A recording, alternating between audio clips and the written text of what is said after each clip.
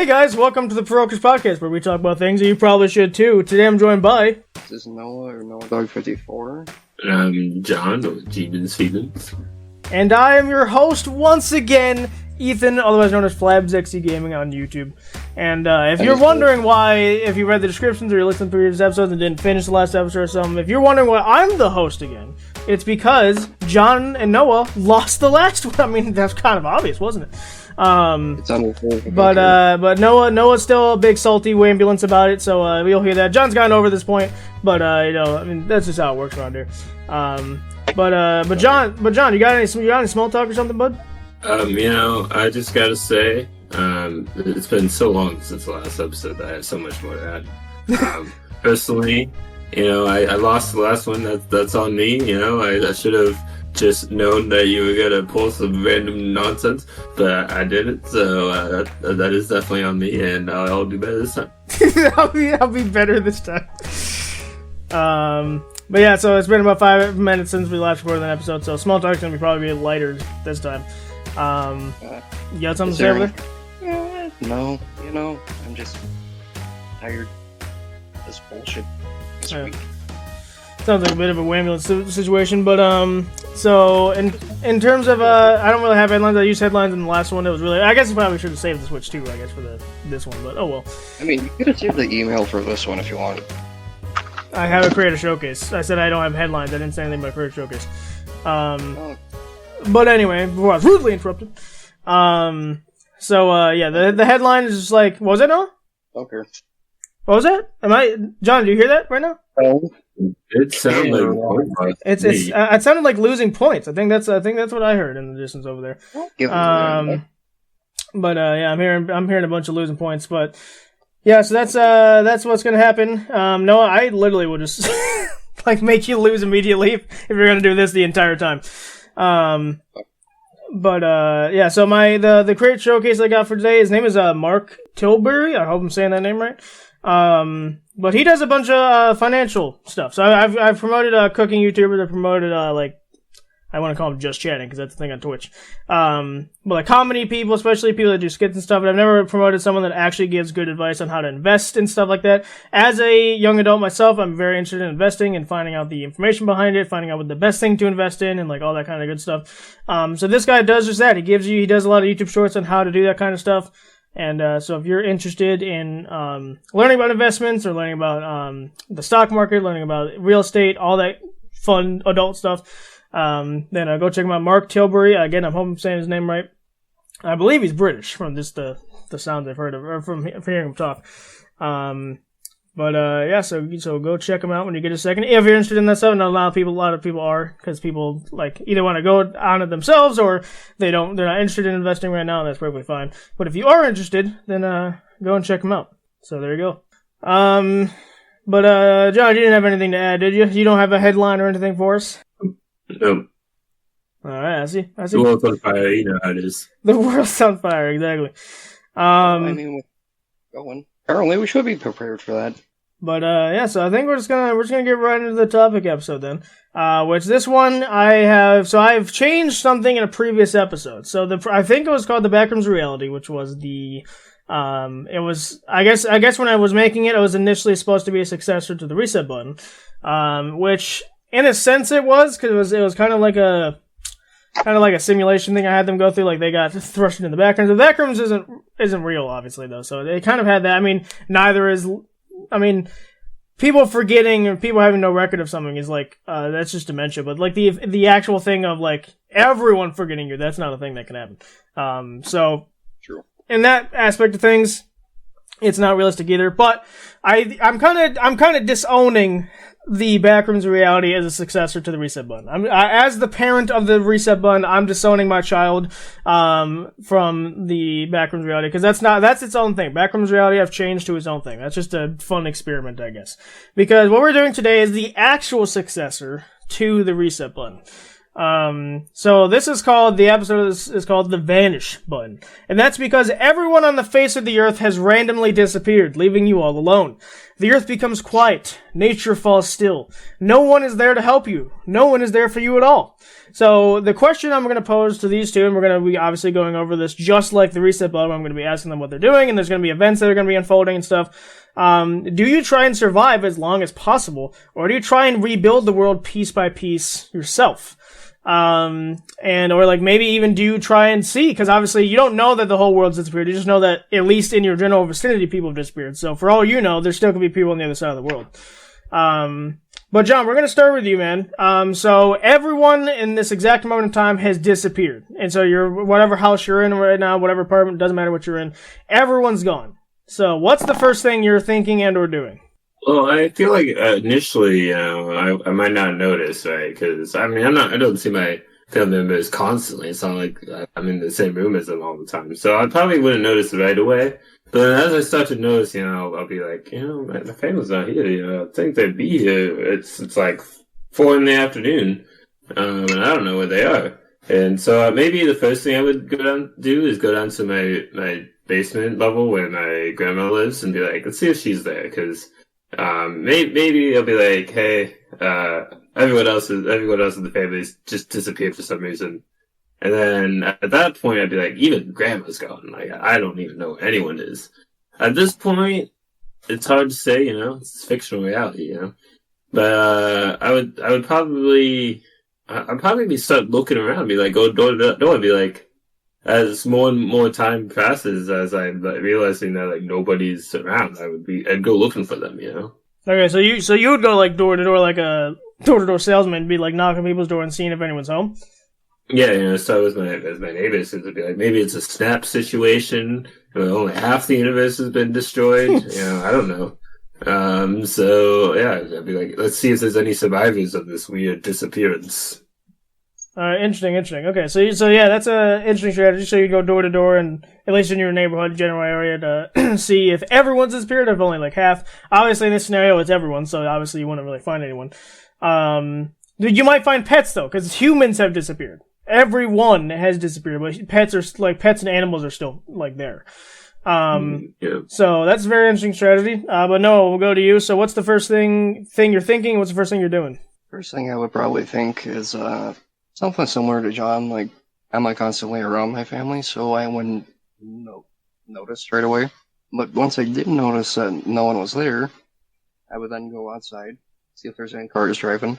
If there's no cars driving and everything's still, then, well, for me, that would mean everyone's gone. So, I would probably, not gonna lie, spend a good couple hours celebrating the fact that everyone's gone. But then I'd quickly realize, wait, I need to live. How did I do that before? Oh, wait, with money. Money I got from my employer. Wait, there's no one anymore? Oh, how am I gonna live? So, eventually I'd probably go around town and start looting stores for food. Interesting. Okay, so John's kind of like looking around for people. He's trying to gather a situation, whereas you kind of, once you see the still cars, you realize that no one's in the neighborhood anymore. You're like, oh, something's happened, and like you think no one's gone. So, but instead of like just walking around trying to confirm your suspicion, you're actually going to the store, because I'm assuming you're going to the store because you know food spoils and stuff, right? So you know that's you got to get it soon. Yeah, everything's got an expiration date at some point. Interesting. Okay. Yes, that's great answers. I mean, I feel like with John is, so John, how long would you do that before you actually either A, went insane, or B, gave up? Like, how long would you go door to door trying to figure out if people were there? Yeah, I would say probably like after maybe, maybe 10 or 11 houses of like seeing nobody. I'd be like, you know what? I gotta make sure like I'm set and I'm able to, have food and stuff. So I'd probably be similar to Noah. I'd be like, let's go see if I can go to the store, and get some of like the non-perishables and like canned foods, things that will last me a long time. So I'd be like, cause, eventually all the things that are like short-lived expiration dates, they're gonna go soon. They're gonna go quick. And so I'm not gonna be able, it would be unsafe to eat them soon. So I'd go straight for the things that that would last me a long time. Interesting. Okay. So another thing that would start happening is Noah kind of briefly mentioned this, where the cars would like kind of stop and stuff. So they would stop if they were like stopped already. If there was people in them, they're gonna keep going until they run out of momentum. Or in this case, until they hit something. So you guys were like, oh, I might not notice it at first, but you might notice it pretty quickly, especially if you live nearby a highway, because you would be hearing cars crashing into crashing into things, crashing into buildings even, and all that fun stuff. So you'd hear a lot of like explosions and all that stuff. So the first like 10 minutes would be pretty crazy. As well as the fact any planes nearby. Now, they won't happen the first 10 minutes because a lot of planes actually go on autopilot even when the pilots are in there. So, when the planes run out of gas, though, that's when they're going to start falling out of the sky. So, eventually, at some point, you're going to have to be worrying about not going into contact with a freaking incoming plane near your home or whatever you're doing. So what are you doing for a base? Like, are you going to be trying to go in the wilderness? Or are you going to build like a base out of an existing house or apartment? Or are you just going to stay somewhere? Like, what are your guys' plans? So John, we'll go to you first. I would probably say I would stick to my house actually, because if I pick a building that's been around for a bit, then it'll start decaying pretty quickly. But my house was like literally just built this year. Or not this year, technically. It's the new year just went by, but like within the last 365 days.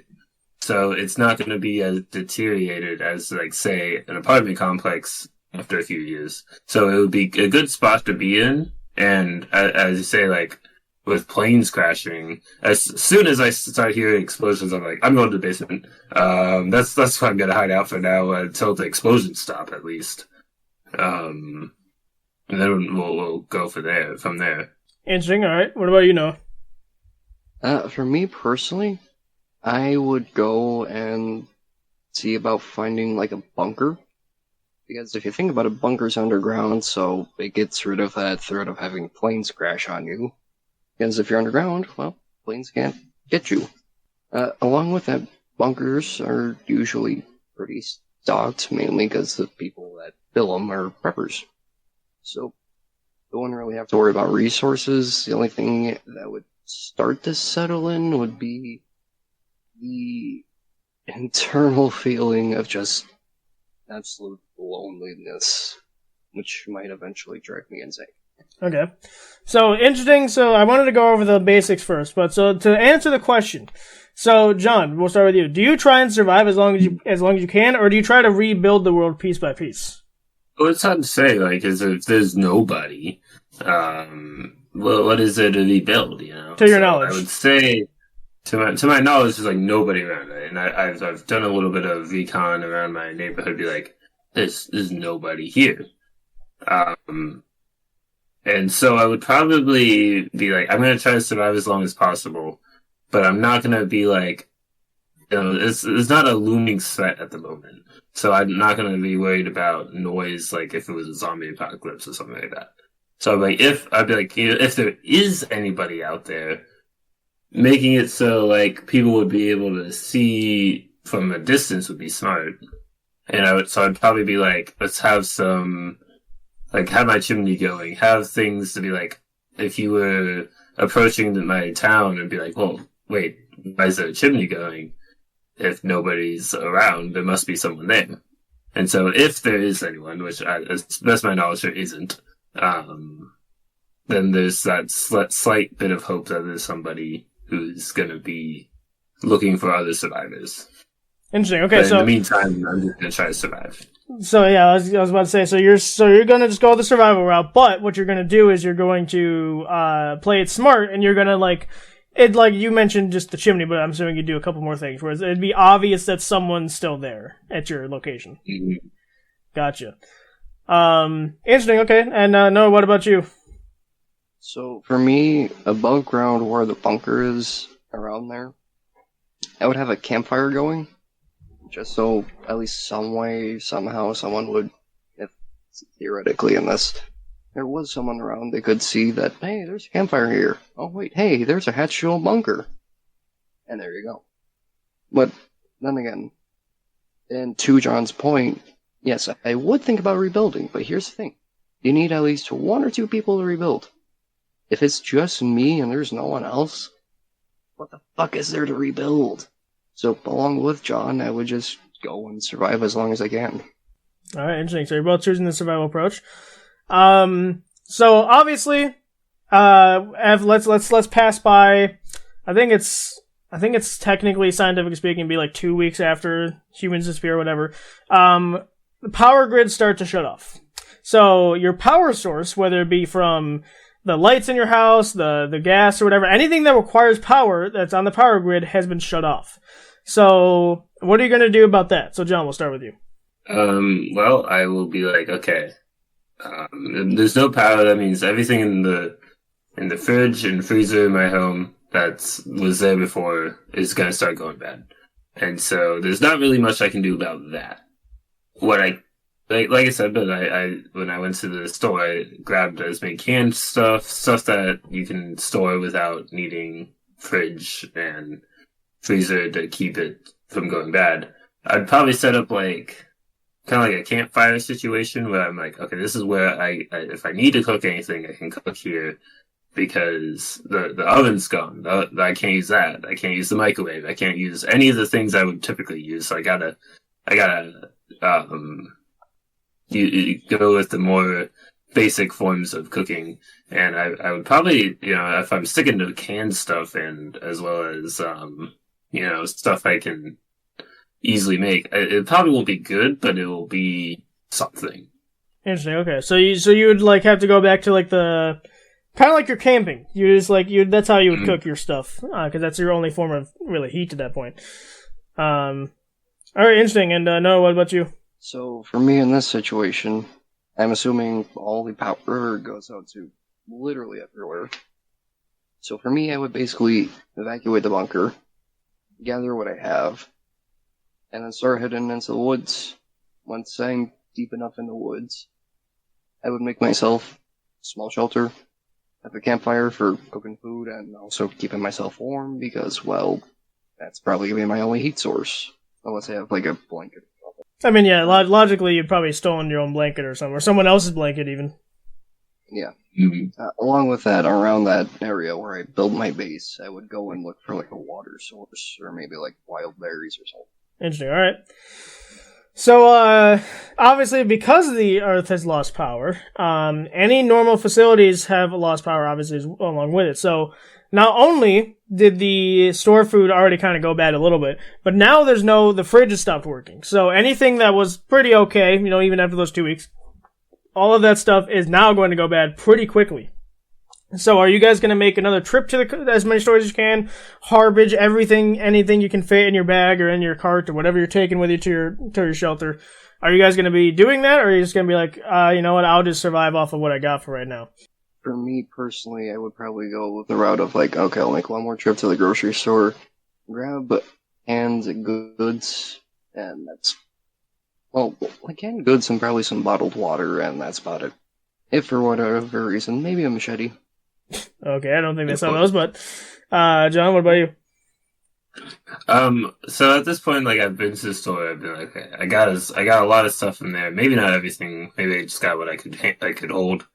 I would probably at that then point find a bookstore, and that would be like kind of out there, But then it's gone, right? I'm not like some outdoor survivalist type guy, I don't have that knowledge, but I'm sure that I can find somewhere books on how to survive. There's got to be something that I can find to learn the information I need to continue living. So I would first look for that sort of thing. Interesting. Okay, so you're going to like a bookstore to look up on survival strategies, like uses for certain things. Like you're getting the knowledge. I see. Okay, interesting. Very good strategy. And also bookstores have, they have they're pretty decently big, so they might be a little cold because they'd have the cold air seeping through because the electricity's out, obviously, and so there's no like heating system, there's no whatever. And let's just say it happens like what time frame we're in now. So it's like it's still winter right now. So, Okay. Noah, you're in the woods. So, and it's winter. So, how big are you building your shelter? How, like, efficient are you going to make it? I'm building this shelter so it's big enough that I can be in it and fit comfortably.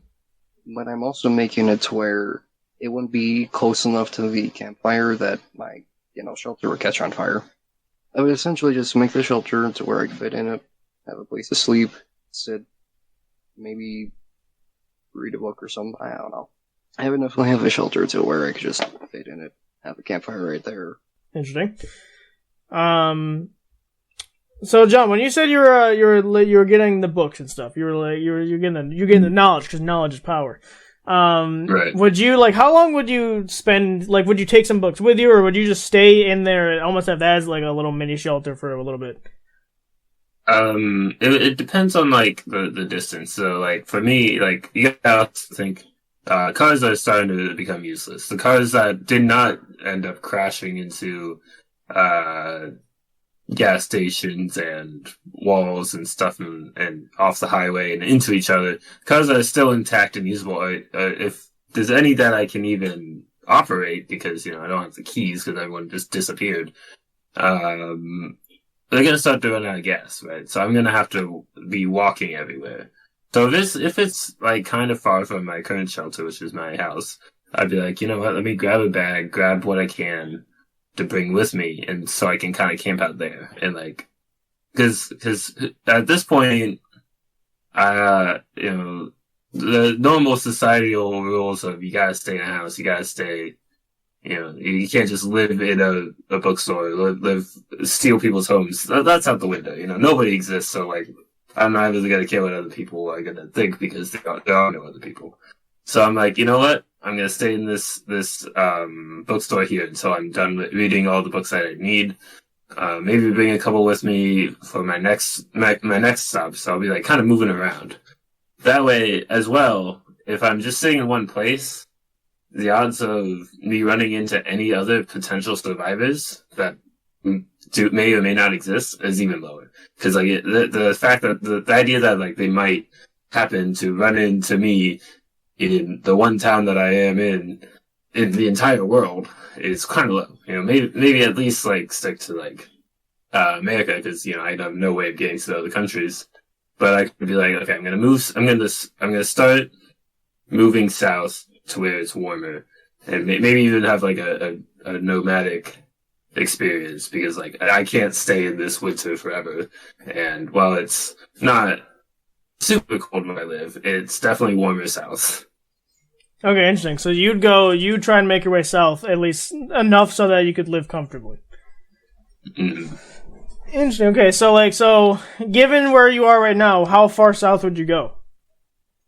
I would probably go, and mind you, I'm walking everywhere as most of the places. I'd probably go like maybe a couple days journey of walking because that's going to give me maybe, I don't know how the exact distance, but at least like a state or two south. 3-4 days of walking gets you that far? I don't think that's how that works. I mean, states are fairly large. And also, like, you're forgetting as well that's because there's no humans, you could just take someone's bike or you can take a scooter or something. Like, right. Like cars don't make sense because they're all over the road, so you can't really drive it comfortably. But scooters are something you could just, get around with. True. Or skateboards if you know how to do skateboards. But regardless of what your transportation method is, you're gonna go a couple states down though. You your goal would be. Mm-hmm. Yeah. Gotcha. Noah, what about you? So same thing. You're still obviously it's winter for you. You've made a shelter in the forest, but are you isolating yourself? Or are you staying in that spot? Because John's moving around a bunch. But are you going to be committed and staying there, or are you going to move around too? I would eventually just get bored in the shelter, so eventually I'd probably pack up my stuff, leave the shelter behind, go find like a bike or something, and just bike into like California or something like that. Until you hit California. So you're going like that's taking you a long time. Alright, so Noah's going on a road trip then. To get to California. I don't know why you go why California? Why not like Texas or why not Arizona or something? Arizona's too fucking hot. If there's any place not to go, when everyone's gone and everything's crumbling apart, it's Los Angeles, like, or anything really anywhere near California. I didn't say I was going in the city. Well, where would you go in California then? I was gonna go on like the outskirts of California, so where there's like just desert. Oh, cool. So you become Walter White. So the thing is, Arizona too hot, but the California desert, that's just fine. Well, it's more bearable. Alright then. Sure, I believe you. Okay, so interesting. So you're both choosing. So you had like a little bit of a homestead for a little bit, and then you eventually got, whether you got bored or not, you just kept on going. So John, let's say you accomplished your goal about like 2 months later. You accomplished your goal. You went down to like a couple states down. And now you're in unmarked territory. You've never been to this state that you're in right now, and you don't know anything. So outside of like you walking and seeing signs. So what's your next step now that you've finally reached your destination?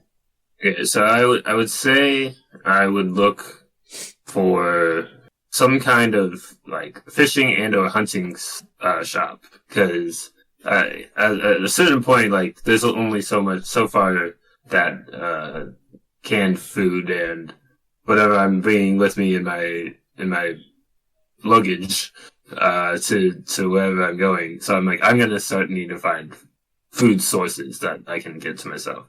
And there's still fish, there's still animals, so getting the supplies to be able to hunt and or fish would be probably my best solution. Gotcha. Okay. And Noah. So let's say it's gonna take you long. I mean, let's say you're in your biking the whole way. Because if you're walking, my goodness. Okay. So if you're biking / on scooter, whatever, your faster way of transportation than walking. Let's say you get there in like, realistically, probably, I'll give it like 4 or 5 months, somewhere around there. Because you're going across the entire country. So we're gonna say that's the time frame probably. Like, yeah, obviously you had to stop to eat and you had to stop to rest and stuff like that. So we gotta take that into account too. Yeah. So you finally reached the outskirts of California. For some weird reason, that's the place you decided to go, but you're there. And again, same situation. This is unmarked territory for you. You've never been there. So what's your first thing that you're gonna do when you're there? I'm just really gonna go and look for maybe a town that's on the outskirts, see what there is, and like John, but kind of not like John. If I do find a town, I'm most likely gonna go and look for a gun store. Okay, so you're instead of like hunting equipment, you're just going straight for the guns. Well, the guns is a better form of hunting. Well, yeah, that's what John said though. But yeah, I will go for the gun store. All right, interesting. So with that being said, I think it's time to bring in kind of like the second thing that's going to happen. And obviously after a while, this would be like, let's fast forward a couple years. So you've settled down into the town that you've gone into, or in this case, wherever Noah is. You've successfully bought a gun, and John's case, he's bought some fishing stuff as well. And you're kind of surviving just off the general ecosystem. You're getting deer, you're getting, in John's case, he's getting fish and stuff like that. So you're living off of that, and maybe some small sparing stuff you bought, or you got from the store from a while ago. But as it's been a couple of years, nature starts to slowly take over the humanity's property, essentially. Which means that eventually buildings start collapsing, especially the super tall ones that don't have stable infrastructure. So because you both are in a town, and Noah's, I guess, if he's on the outskirts, he'd be near the city. He wouldn't be in the city, but he'd be near it. There would still be some ripple effects of being near those, because once they crumble down, smoke and ash go everywhere, the rubble goes everywhere. So what are you guys gonna do to protect yourself against the inevitability of essentially the towers, like I'm talking about like the big skyscraper ones, like not because the small ones, like small little buildings won't really crumble that fast. It's really just the big ones. So like in the cities. So what are you guys going to be able to do about that? Or we're not even going to do anything about it, but what are you going to do to survive against it? I mean, for me, I'd be like, okay, I had been aware that this is not only a possibility, but an inevitability. So I'd be like, okay, I gotta think of finding some kind of gas mask for when the ash and dust and everything that is going to be brought up from the crumbling buildings. I'd have maybe some equipment to handle that from the breathing situations that might occur from there. From there, I'm like, okay, I know that the buildings are going to start collapsing eventually, so I'm not going to go anywhere near big structures in foot. Like, probably the first couple of weeks when everything is not crumbling, I'd be fine. But as you said, as it's getting to the point where that things start crumbling, I'm like, I'm going out. Maybe like Noah in the desert, you know? I'd be like, I'm gonna find where there's no buildings nearby, because I've learned how to survive, you know, especially if I've been living for a couple of years at this point. I've learned how to survive on my own. And I gotta start building my own stuff. It's like, maybe even with, you know, the first few weeks I started researching, maybe I even picked up a few construction and maintenance handbooks to be like, okay, this is the basics of building a structure. So I'm able to build my own stuff and not necessarily have to rely on, the past buildings of humanity. Interesting. Okay, so you're gonna kind of like, with the knowledge that you gathered, and maybe you even took some with you, you're going to start building your own stuff. Maybe, obviously, it won't be big or anything, and it might not be 100% stable, but it'll be enough to get you by, is what you're saying. Right. Interesting. Okay. All right. Noah, what about you? For me, I've also known that this is going to happen. It's, you know, as Sean said, an inevitability. So for me, I get on my bike and I move again. Well, that's probably fine because you didn't have a stable thing anyway, so. Yeah. This time for me, though, I went to my homeland of New Mexico. All right. And so are you going right exactly where you used to live? Because then that's familiar territory already. No, I'm going to go to, like, near where I used to live, but it would still be like an hour or two to get there. All right. Either way, it's like it's a state you used to be in, so you might have some familiarity with some of the roads and stuff, but otherwise it's kind of new. So what are you doing about shelter? Are you gonna go into a random person's house and stay there? Or are you gonna, not that they're there anyway, but like, you're gonna do that, or are you gonna be like John and gonna try and build your own stuff, or what? For me, I would just look for one of those motels that's just a single-story motel and probably go hold up there. Interesting. Any particular reason, like a hotel thing? They usually have, you know, beds and somewhere where you won't get not rain. So interesting. All right. It's So yeah, it's interesting that the even though it's like kind of a similar situation, you're both still going in different directions. So John's actively building things. So let's fast forward. Let's fast forward 5 years. It's been quite a little bit. John has built, it took him a while, but he's finally built it. He built a little small hut for himself, out of the materials that he gathered, and, he was able to actually gather some stuff from like a hardware store. He just walked right in, because hardware stuff doesn't go bad, so you can go there anytime you want. It's before the building collapses, obviously, but that, even then, those would take a while too. But since it's been so long, and since humans no longer really exist outside of yourselves, the predators of the world are starting to kind of roam around freely again. They're not secluded into their own little things anymore, because they run the world now. So alligators are starting to walk on the streets. Lions are starting to walk along the cliff sides, and every other, like cheetah, anything else that would be kind of in that area, are starting to roam around as well. So how are you guys defending yourself against the predators? Because the predators are going to be your biggest challenge outside of just general survival. Because they're going to be aggressive. They're going to be, now that they're kind of owning the world, they will probably attack you on sight. So what's going to be your first, how are you going to defend against that? So, Noah, we'll go to you. Like I said earlier, guns. You will run out of ammo eventually. Yes, but you can also, make your own ammo. So as long as you know how to do that and not blow yourself up, you can do that. Yeah, but you didn't go to the bookstore like John and learn how to do that. So you in this scenario don't know how to do that. I actually do know how to reload cartridges, but sure. You said how to make them, not reload. It's more or less the same thing, honestly. It's not. Sure. Alright, so Noah just dies, I guess. John, what about you? What are you doing to survive? Actually, I had a backup plan, but okay. I would say, you know, like, I have, you know, some some guns, that's not my only strategy, like, no, but I would probably, even as I'm, like, aware that this is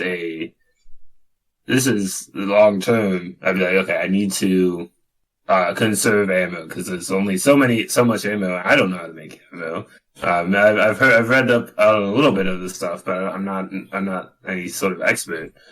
But I would try to fashion probably some kind of spear, because spears are really good, especially if you don't know really how to handle weapons like that. Like, because they're meant to, like, keep your enemy or whatever you're attacking away from you and stab them.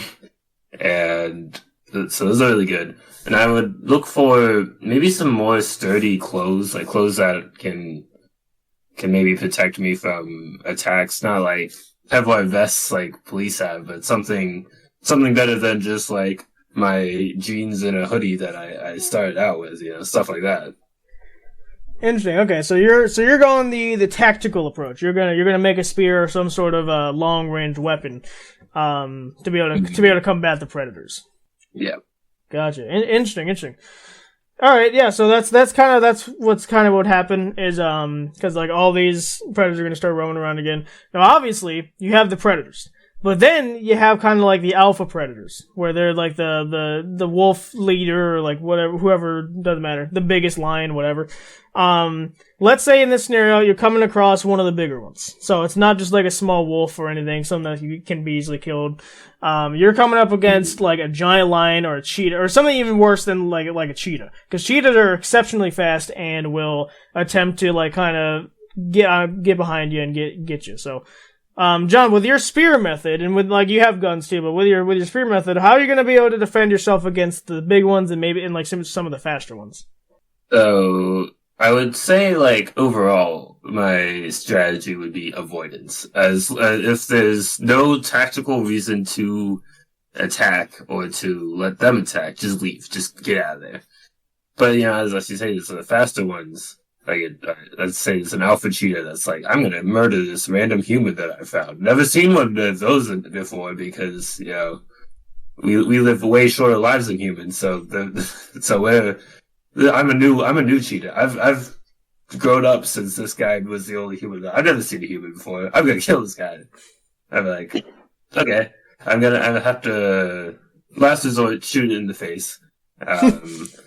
But again, I'd be like, okay, so I'm gonna have to set up some traps around my base to keep things from not killing me, and as well as like maybe the dumb animals, like some rabbits, like I'm gonna see what this is all about, and then they die, and then I'm like, I have food. So as like time goes on, there'll be the creatures will be like, when animals go that way, they'll die. It's not gonna get the big alpha ones out of my way, but it's gonna keep some of the lower level animals, like, at least avoidant of it. Lower level. Interesting. Okay, so just general avoidance, and if it comes down to it, shoot him in the face. Mm. Pretty solid strategy, I guess. I guess a bonus question would be then, John. So ignore the alpha ones. The alpha ones you're just avoiding in general. Would you try to tame something? Like, would you try and tame a wolf maybe to be a companion? Would you maybe tame a lion to be a companion? Like, would you try and tame something? I would probably try to tame some kind of dog or wolf, something that is tough. Like, I'd be like, Chihuahua, I'm sorry, you're kind of vicious and ugly. I can't have this. I'm just gonna leave you there at the pet store. But like, maybe a Great Dane, those are pretty big dogs, and they might not be able to stop like a bear, but they might be able to stop some wolves or just be a companion, because, I'm going insane. I haven't talked to anybody in years. So I would probably be like, I probably would tame like a dog or a wolf, but probably nothing too crazy other than that. Because like, you gotta like grow up with some of the wilder animals for them to not try to murder your face. Yeah. Well, I was gonna say too, John, that you're forgetting that, maybe not forgetting, but 90% of domesticated animals would be dead at this point, because they were either A, trapped in their homes when their humans disappeared, and they just ran out of food and died. Or they were able to get out, but because they were domesticated, they don't know how to survive in the wild, so they were just immediately eaten by a bear or something. Right. Now, there's a small percent of them that, like, they were trained, they're like trained police dogs or something. Those might be able to get by, at least for a little while. But a majority of them are not. So, like, wolves would kind of be, like, really the only option, especially in where you would be. Right. So, but you're saying you would try, like, so, were you trying to say that you would try at least some, and, like, hope they don't bite your face off? I would probably try to tame a wolf, but nothing that has not been traditionally tamed by humans previously, because if the centuries of humanity never bothered with it, whether it's either impossible or too dangerous to try. Gotcha. All right. What about you, Noah? So for me, what you're asking? What? Oh my goodness. So what are you asking?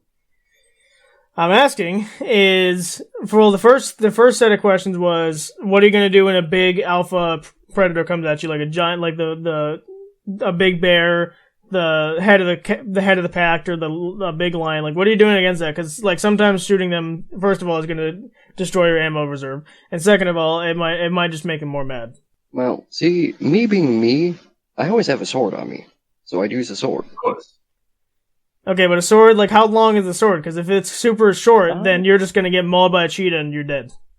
It's like 41 inches, so like 2 feet long. You may be able to do some of that. It all depends on if they strike first or if you strike first. If they strike first, you're done, so it's over for you. Well, if I get the head off, I'll be fine. Yeah, you can't do that when they're already eating your face. So we'll see. We'll pretend that you don't get immediately mauled. But and then the second thing was, would you try and tame something? Would you try and go out in the wild and tame something so you can have it as a companion? So yeah, I would, and I would go a little ballsy and try to like tame a wolf, which I have a feeling probably wouldn't go well, but still I'd try.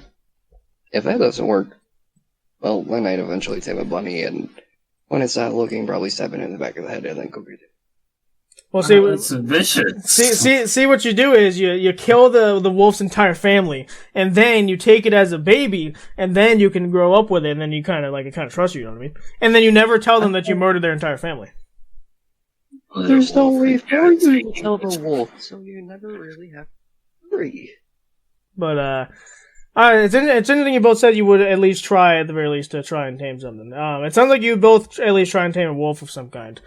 I mean, you might as well try to get a companion. Pro strat: if an alligator or a crocodile is attacking you, they can't bite you if you shove your fist down their throat. Jesus Christ! No.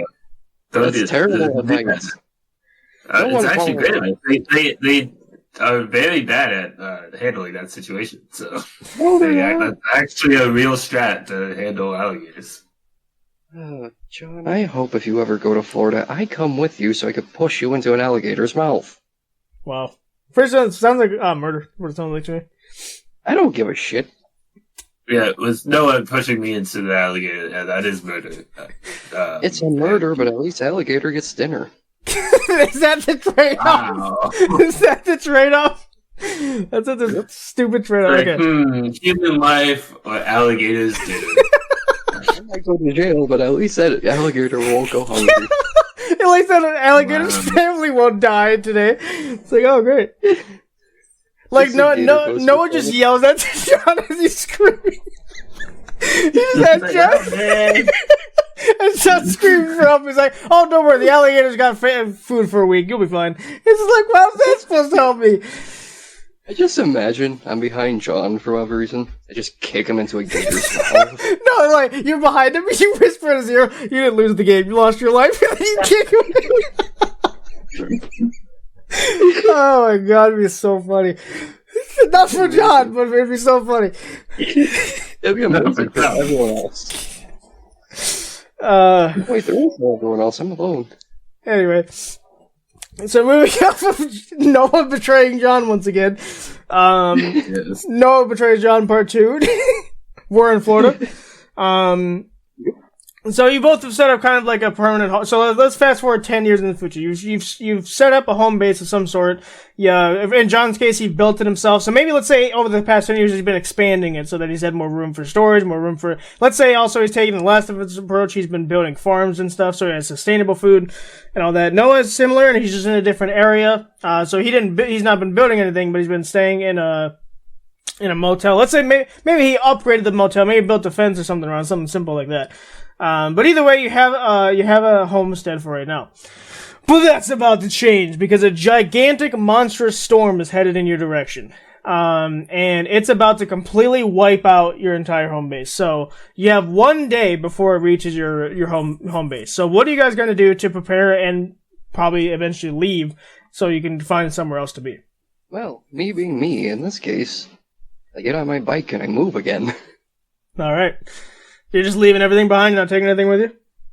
Oh no, I would take stuff with me if I have a companion at that rate. Yeah, sure. Okay, or just killing so me. what would you prioritize to take? Because if you're on a bike, you can only have so many things in your backpack and maybe on the little compartment thing. It would just be like my clothes, food, water, just basics. All right. John, what about you? The storm, like, I can't run that on like this little tiny bicycle, So I would probably, bunker down the hatches, make sure I can at least survive the initial storm, and if it's so bad that like none of it's salvageable after the storm has passed, then I would probably find somewhere else to set up a new base, or if I could, repair what has been destroyed. Well, it's interesting you say that, John, because it is that bad of a storm. It was an E5 tornado that was headed in your direction, meaning literally nothing it's all dust. It crumbles in dust. So John knows that. Well, not necessarily. If he was in a basement of sorts, he'd be okay. But his shelter's gone. His shelter has been dismantled from piece by piece. So, John, that's the question I'm about to ask you, because Noah just left, so he has nothing to worry about. But you stayed, so the question I have for you is, are you going to try and rebuild it, or are you just going to move somewhere and start again, essentially? I would say, be like, okay, I come out of my little man-made bunker, which is really just a hole in the ground that has a door on top. And I open the door and there's nothing left. I'm like, God damn. So I'm like, you know what? I've kind of exhausted building this whole base. I've exhausted all the resources around me. So I need to find somewhere else that might still have some stuff left. And I may, maybe even not that. I could be like, let's see if I can grab some salvage from the collapsed buildings, because the building collapsed, sure, but the raw material is still there. And so I can go and grab as much as I can to maybe rebuild. It might not be as elegant as it once was, but it's something.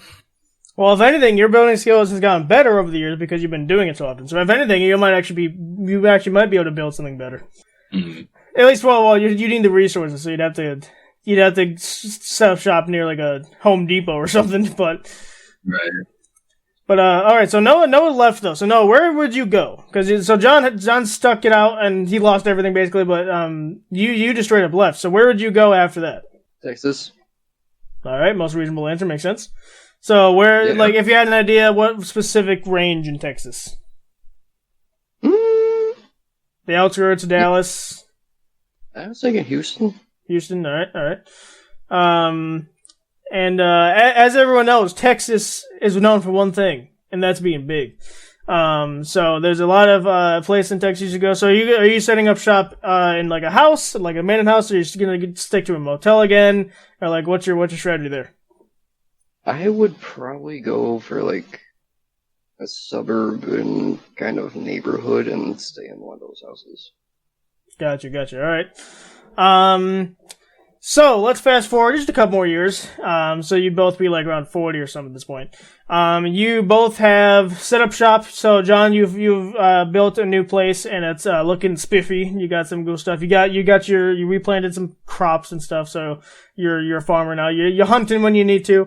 No, you set up shop in a random house in a suburb, and same type of thing. Now, this hunting is still available because obviously deer are no longer afraid to go on roads because they don't need to worry about that anymore. So they're just roaming around. So you're able to kill some of them and get some rabbits or whatever you need to survive. One day you're both walking outside of your house, and you hear something move in the bushes. Are you going to investigate said noise, or are you guys going to just be like, nah, I'm losing my mind? Shoot first, ask questions later. Great. All right. I'm kidding. I don't I actually don't want that to be my answer. So what's your actual answer? I would probably go something along the lines of, no, I'm just going insane. Okay, John, what about you? Yeah, I'd be like, I would probably approach it and scope it out but with caution. Because I'm like, okay, maybe if it might just be a bunny or a squirrel, but you know what? Finding a random bunny and a squirrel, that's the best case scenario, because then I got dinner for the night. So I would scope it out, make sure I have one of my weapons that I've crafted to potentially deal with if it's like worst case scenario, and I mean it's in a bush, it's not gonna be like a mountain lion, but it might be something that wants to kill me, so I would have some kind of defense in that situation. Alright, so you'd approach it cautiously is what you're saying. Mm-hmm. Gotcha. Alright, well, you know what? You looked in there, and nothing was there. You were losing your mind, alright? It's fine. You know, you've been alone for so long. Maybe you have a dog or like a wolf or something, but you've been losing your mind, so, you know, it's alright. 2 days pass, and you're in the woods hunting. You gotta get some food. And Noah has a rifle or something. He's looking for deer, and John's looking for either deer or elk or something that he can shoot. And out of the corner of your scope, you see a black shadow behind one of the trees. And as you zoom in to get a closer look at them, they move behind the tree. So, what is your next step of course of action? John, we'll start with you. Alright, well, I would be like, potential threat, maybe, but you know, it's an odd thing. I've never seen like something like that before. I've been hunting in these woods for the past 20 years. So I would probably approach it, but stealthily be like, let's see what this might be. If it's some sort of threat, then I got my gun that I'm hunting with. But I'm just curious. I don't know what's going on. 2 days ago, I heard something in the bush, and now I'm seeing weird shadow people. I gotta check this thing out. Interesting. All right. No. What about you? I would probably do something similar. I would either pull out like a knife or something and just be like, "All right, tree, I'm coming for you." Okay, so you're taking the aggressive approach while John's taking the cautious approach. Interesting. Yeah. So, alright, so let's pass by 3 more days. Yeah, you're still doing pretty great. You're living in your house, and you're doing great. What? Nothing. My goodness. Yeah, it's past few days. You're doing great, and you're on a rooftop. You're hunting some deer because the deers have been roaming around the streets, and if you just walk outside your house trying to shoot one, it's not gonna work because they're gonna run for their life. So you're on a rooftop, and while you're on a rooftop, you're looking around for deer, and you see what looks like a humanoid figure standing in one of the intersections up ahead. And you try to pull out your gun and use the scope to zoom in on them, and they're not there anymore. So what are you doing at this point? So Noah, we'll start with you for this one. At this point in time, I would be thinking one of two things. Okay, 1, there is another person, and they're fucking with me. Or 2, I've officially lost my mind. They're shadow people, man! Okay, so what one would you realistically be doing, though? Realistically, I would probably see that and just be like, I'm losing it. Interesting, okay. John, what about you? I would probably be like, okay, listen, I'm going insane. Like, the other day I saw something and there was nothing. Then I saw something else and there was nothing. And I looked at this person with my scope, and then they were gone. So, like, clearly, I'm just losing it. If there is anyone out there, then they've been hearing me. They must have been watching me. So I'm just gonna keep living my life. I'm gonna kill this deer, maybe make a nice venison stew for dinner, and wait wait to see what happens, because at this point, like, approaching my figments of my imagination probably isn't a good idea. Okay, interesting. I would really think if this was the case, like, someone would be fucking with me. Alright, well, fast forward 2 more days. It's nighttime. John's eating his venison stew. Noah's eating his rabbit stew, whatever he's got. And, it's about, like, you can't really tell time anymore because clocks don't really work, but it's nighttime and you think it's around midnight or so. And, you hear a knock on your shelter's door. So, what are you guys going to do? John, we'll start with you. I'd probably at first be like, oh no, it's nothing. You know, who like knocking? I haven't heard them knocking in ages. It's probably just the house that's settling. I mean, I made it, so like it's hard to say. If I hear again, because I imagine if it is anyone who wants to come in, they'll probably knock again. I'd be like, okay. Animals don't knock. The whole time I've lived out here, there's not been a single knock on my door. So I gotta see what's going on. I'm gonna see and open the door. But I'm gonna make sure, you know, I got my spear, my trusty spear for close quarter engagements. Okay, so you'd answer but be like proactive about it. Mm. Gotcha. All right, no, what about you? For me, I would grab my machete and get ready to open the door. All right, so same type of idea. You're taking a proactive approach. So you open the door and nothing's there. You look on your porch or your whatever. I guess John might not have a porch, but you look outside and you look around your shelter and no one's there. You're like, what? What's going on here? And you just go back inside. You finish eating your stew. You make sure to lock the door though, just in case. And let's fast forward 4 more days. You're out in the woods. You got to hunt again. You got to get some more stuff. And you hear like what sounds like leaves shuffling behind you. And you immediately think it's nothing. You think, oh, maybe there's just like another rabbit behind me or something or whatever. And then all of a sudden you hear the word hey behind you. Clear as day, the word hey. What is the first thing you're doing? Noah, we'll start with you. For me, the first thing I would probably do is stop dead in my tracks. Because at this rate in time, I'm in my 40s. I haven't heard anyone speak to me in years. So I've either officially lost my mind, or there's a person, so I just turn around. Okay, so you'd turn around. Yeah. All right. Would you turn around defensively, or would you just be like, you'd be so shocked that you wouldn't have time to think about it? I would be shocked enough that I make a split-second decision to, like, reach for a knife, not have it out, but just have my hand on the knife ready. Gotcha. All right. What about you, John? I'd probably like whip around real quick to see who I'm hearing say hey. You know, I'd be like, who's there? I might even say like, who's there? But you know, I haven't spoken in 40 years, so I'd be like, who's there? You know, There's a lot of it. All right. And yeah, that's what I would do. So you turn around and maybe if you can muster it, you'd say who's there. All right. So you both turn around and nothing's there. You're like, wait a minute, did I just imagine that? That can't be right. I heard that clear as day. And then you turn around to face where you were originally facing, and you see a shadow figure standing right in front of you, like right in your peripheral vision. What are you guys doing at that point? John, we'll start with you about this one. Right now, at this current moment in time, you can't make out any of their features. You just turn around to look at them. I'd be like, listen, I'm going insane. If someone's there, step out so I can see you. Okay, so you would audibly say those things. Yeah. Gotcha, Noah. At this point in time, I would have my knife out, probably fart, and then start walking toward him. Great. Love the exclamation mark. Audibly fart. Yep. So it's a loud one.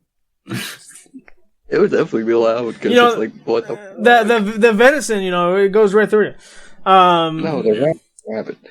Whatever. Either way, so yeah, you rub your eyes and they're still there. It's no longer you've ruled out a hallucination. So in John's case, he yelled out, "Who's there?" He didn't get an answer. In Noah's case, he just was kind of like walking towards him. So John pulls out his gun, pulls out a scope, and looks a little bit closer because they're right there, but he still wants to make other features, and he sees that it's a feminine figure. And Noah, as he's walking closer, realizes that it's something similar. And as you get close, you start to realize the details on their face. They have, for the purpose of this, they have blonde hair. You can tell that they have been around because there's dirt all over them. Their clothes are dirty, all that stuff. So what's the first thing you're doing and or saying? I would probably be like, listen, how have you not run into me? You know, I've been hearing things. I'd probably question them. Like, have you been the one who's been making noises near me and knocking on my door and like scoping things out? And try to find out information. It's like, this is probably not the most tactfully, you know, I'm not good with social interaction in normal times. I haven't talked to somebody else in 20 years, so, you know, it's gonna be awkward, but, you know, I gotta do what I gotta do. Interesting. So you would try and talk with them? Mm-hmm. Alright, Noah, what about you? I would probably be somewhere along the lines of, so, you've been alive this entire time, and it wasn't just me? Well, that's cool. What's your name? How you doing?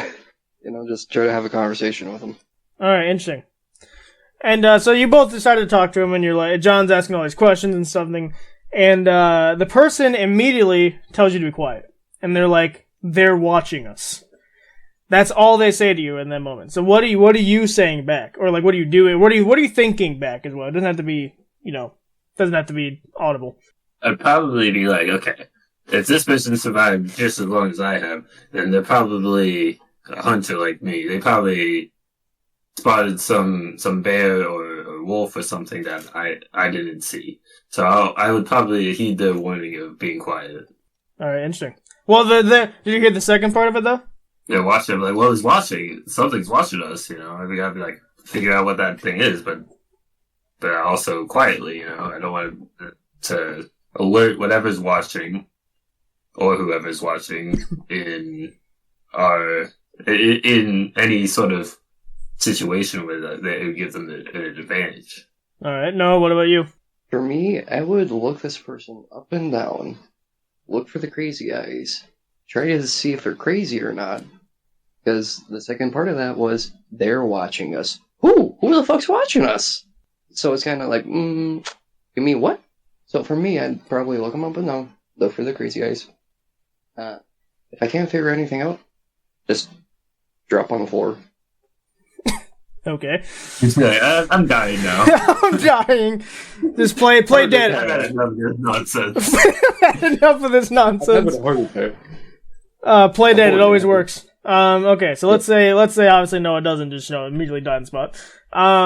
But so you John's approach, whatever, doesn't matter what they say in that moment. But what they do is the lady that you're talking to pulls out a watch, and she shows you that it's exactly 12 p.m. in the afternoon. However, the moon's out right now, and you're like, that doesn't make sense. That watch is broken. That's your fake watch. And she immediately pulls out another one, and it says the exact same thing. And obviously, if clocks were to stop, they would have stopped a long time ago. It had nothing to do with like what's going on currently. And it's a watch, meaning it's not powered by electricity or anything. So, what are you thinking at this point? Like mentally, like not audibly, because you probably wouldn't be able to say much to that. But like mentally, what would you be thinking about all this? Because first of all, she just said they're watching, which is ominous. She's pulling out a watch that's directly like not aligning with the time frame you're in. So like, what are you thinking at this point? I'd be like, no, this person's crazy. They're going insane. I don't know why they have a watch that isn't even correct. They have two watches that are correct to that. That's surely they've gone insane. I mean, they probably didn't handle the ending of the world so gracefully. You know, they've been like, they I don't even know what's wrong with this watch. Like, why do they even care so much if it's clearly wrong? All right, no. For me, I would be something along the lines of this. Okay, so this person just pulled out two watches. Neither of them work. One of the last things this person said to me was, they're watching us. Again, who the hell is they're watching us? So, this person is obviously crazy. They are obviously begging me for help. So, what I'm gonna do, well, their back is turned to me at some point in time in the future. I'm just gonna carefully and quietly slip my gun out and shoot him in the back of the head. Well, that's not gonna happen. Wow. Because we're still in the moment right now, so it has nothing to do with what's happening later. Right. All right, so here's the thing, actually. So, John, you have a spear, right? Like a knife or like a spear. That's your general weapon. You also have a gun, though, because you had like one or two, but your main thing was your spear. And Noah's main thing was a gun. So let's say he had a rifle or something. It was like his main gun. The lady that you guys are talking to pulls out your exact gun. The exact gun that you were just using a while ago to go hunting. She pulls it out exactly. And you're like, oh, cool, you have another one. And then you look at your holster and realize your gun's gone. It's not there anymore. And so what are you thinking under doing now? Now, they're not shooting you. They're not pointing it at you. They're just showing you that they have it now. And you never saw them reach for it. You never saw them try and grab it. It's just they pulled it out of their own pocket. Okay. So am I saying this verbally to them, or am I just thinking it? No, you're thinking. This is all thinking process. You're like, this is all like thought process. For me, it would be something along the lines of this. What the fuck? How the fuck did this person just pull my gun off my back without me noticing? Wait the fuck. They pulled it out of their pocket? How? That doesn't make any sense. Because my gun's gone. What the fuck? So you'd lose your shit, basically. Pretty much. I would be like feeling my back like, yeah, it's gone. It's in front of me. How the hell? Interesting. All right, what about you, John? I'd be like, how'd they get my gun? I mean, like, I was just using it to scope out what was going on. Like, I mean, I at least got my spear, but like, I'm just confused. I'd be like, am I insane? Did they take it when I heard the knock at my door? But no, that couldn't be it because I just used it. So I'm just confused, really. Interesting. All right. And now, just to clarify, you've never seen this person in your life, even with their tattered face and with their dirty face. You can't even recognize them then, and even before, like if you're imagining them without it, and you still can't. You don't know who they are. They also, out of their backpack or back pocket, whatever they have, they pull out a picture of you when you were a baby, and they say that this is you, that they got this picture. So, again, this is all mental. So, they pulled out a picture of you when you were a baby. You've never met this person in your entire life before. Nor has, you've never been told about this person. They're a complete stranger to you. And they just pulled out a picture of you when you were a baby. So, what are you thinking at this point? For me, it would probably be something like this. Pulled out my gun, somehow.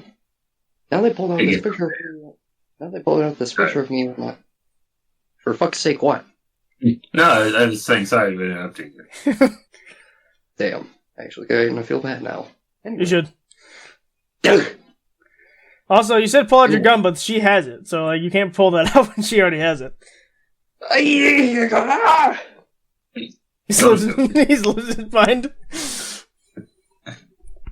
I'm about to start speaking in tongues. Holy fuck. Alright, so Noah's clearly lost it in real life and in the simulation.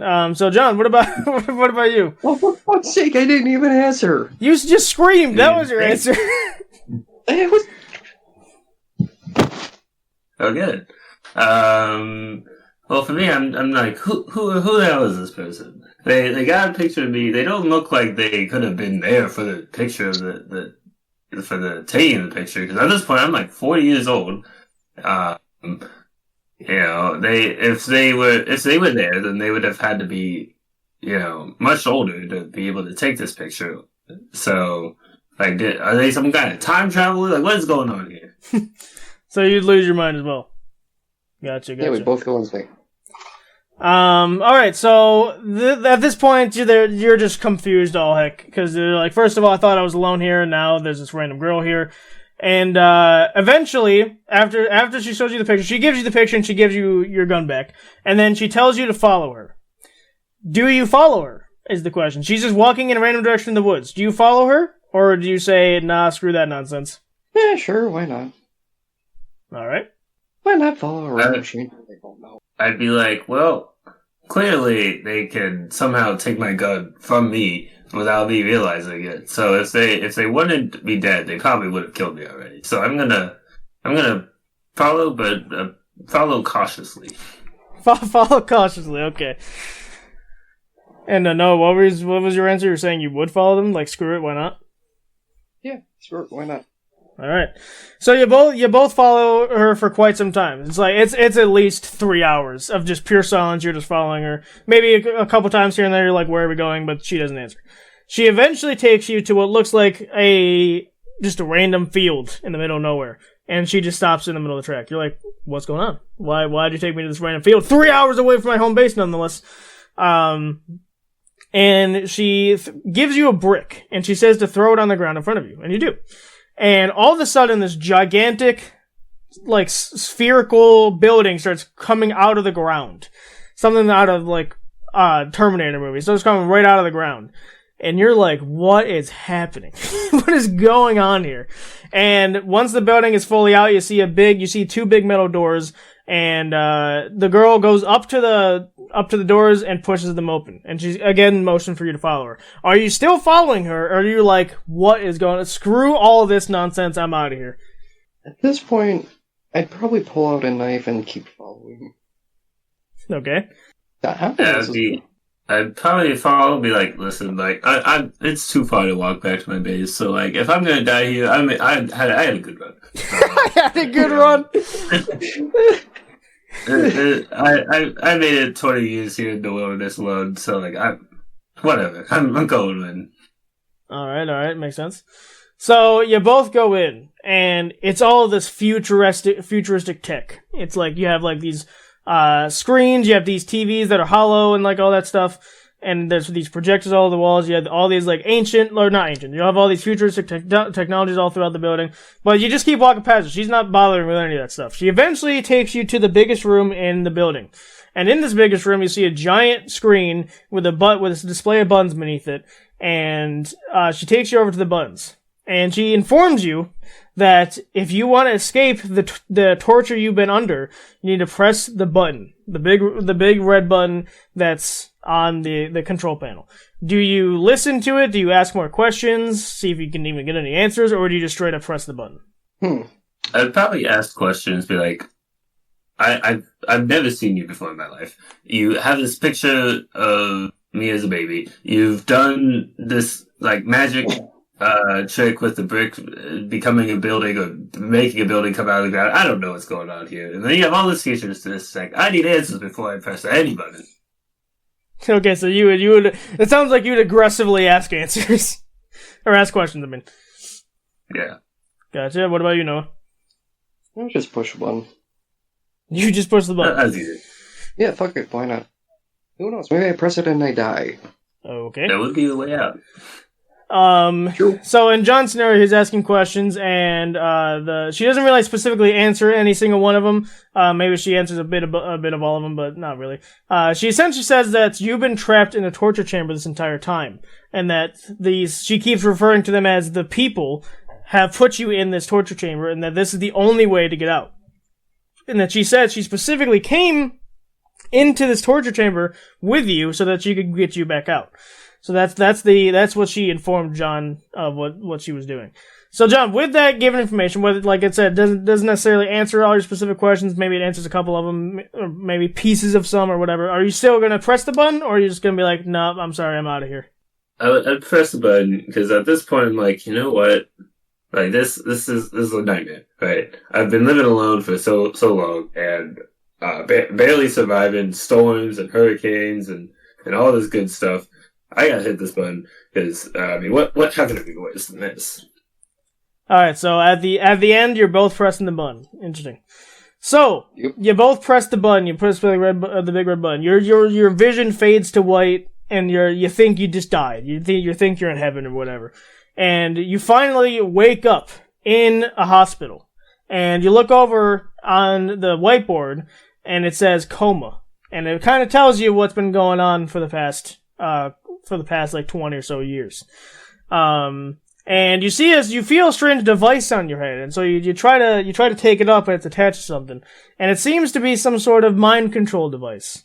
And that's kind of what's been going on for the past 20 years. And you happen to see a familiar face sitting in your hospital room.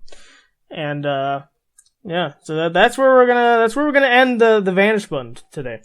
And the reason it's called the Vanish Button is because obviously people everywhere disappeared. And that's what was going on with that. So similar to the reset button, they both chose to, because if they had left, right, that would be them staying with their life that they currently have. They would have been stuck in there. They would have been stuck in their own little reality where they had to survive. And if they died in their reality, they would have died anyway.